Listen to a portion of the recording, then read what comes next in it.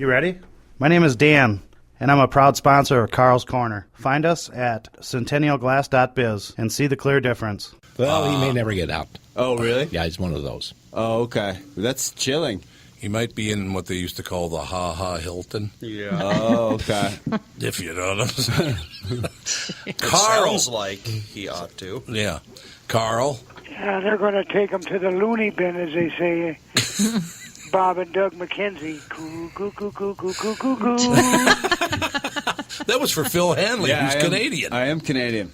Oh, take off, you hoser. Say, Tom, is it true what I read on the interweb today? What was that? That I'm getting my walking papers? No. And then I got to give you a urine sample. I've got my underwear packed up, ready to give to you. You know, one thing that's interesting is people need to realize is that on the Tom Barnard podcast network that I'm not anybody's boss, that they're just they use my studio to do their show, and therefore they're on the network. They're their own boss. I'm not their boss. Okay, so I'm free and clear. Yeah, I can't fire you. Terminated, huh? Carl, even if I wanted to fire you, I couldn't. Yeah, well, good, because I got a new sponsor, and I'm real excited about it. I want to hear about it. Yeah, well, they're Centennial Glass. They're glass people. Like windshield glass or house? Windshields and doors and anything you need with glass, they got it all. How do you do sales from the home? Well, he found me through the podcast and said, well, I want to get on board with this. Well, see, Nice. Congratulations. Well, yeah. That's what wonderful. The hell? I had him in for that, so he's on the program this week. I had him on.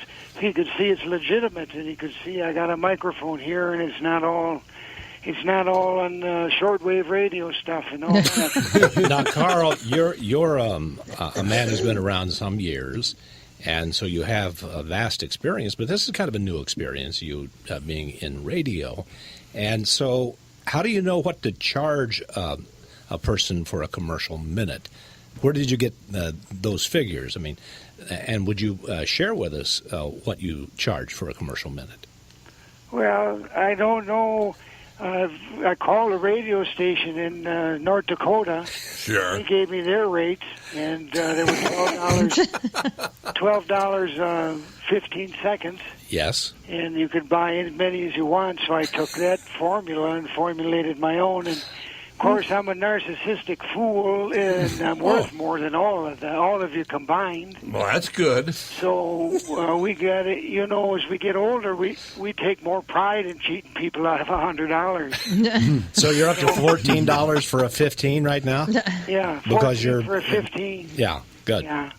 Well, we've come to it this year. They're telling me I don't know any of this. That's the whole funny thing about it. I just show them and they'll do it. But it's about the clicks, about people listening. That's what it's about, and that's what Centennial Glass and Country Chevrolet, that's what they want. They want people looking around at their stuff. So that's all I know, and they pay for that. Carl, are you doing commercials for them on our time? Yeah. Suspiciously like a commercial. You need to send us money. That'll be $40. Huh? He's a little hard of hearing. He's in the home. You have to understand. Isn't working too good. I have to call back Tuesday. Have you lost your signal? One last thing before I let you go, because Well, you're going to let us go. Okay. yeah, well, I don't like to take up too much time because I know it's valuable, and that comedian's in there, and he's a funny guy, and Thanks, Carl. all that stuff. But you were talking about rules that men wish women knew. Okay. I don't know if you were talking about, one of them came up that learn this out. The toilet seat works like this. If it's up, you put it down.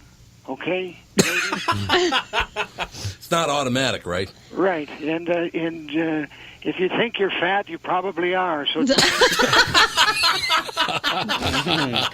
Oh, such a kind Carl, man. we love you, Carl. yeah, well, we love you. And we'll talk next week. I got Mischke on the program. Oh, my God. We're going to play old-time tapes because I used to call his show and record the tapes. And I remember that. We're going to play them, and he's going to talk with me about them. And if anybody's interested in asking personal questions, of course, they can find me through the interweb, and I'll ask them whatever anybody wants. Am I going to be on your show, Carl? Are you going to ask me? Yes, I'm going to get you on, too.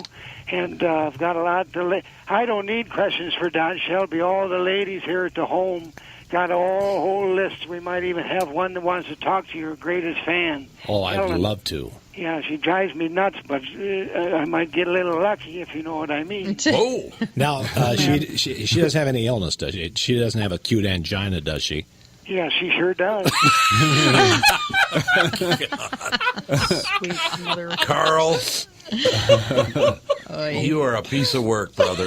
Toodaloo. Thank you, sir. Toodaloo. Carl Franklin, Carl's Corner. Carl actually does a podcast. Yeah, I would like to hear it. Wow. Oh, it's good. It's some of the people are a bit embarrassed by the questions he asks them, but you know. Oh, does he gets personal? Well, I just think he's hard hitting like Ed Bradley used to be on 60 Minutes. Mm-hmm. Now he's quite the talent. Yeah, I could see he seemed like an interesting man. Oh, he is. There's no question about that. What I found fascinating about that entire thing was that you remembered Carl's name, but he didn't remember yours. Well, he's a man of a certain age. Well, that's true. That happens. That's to a good people. point. Yes.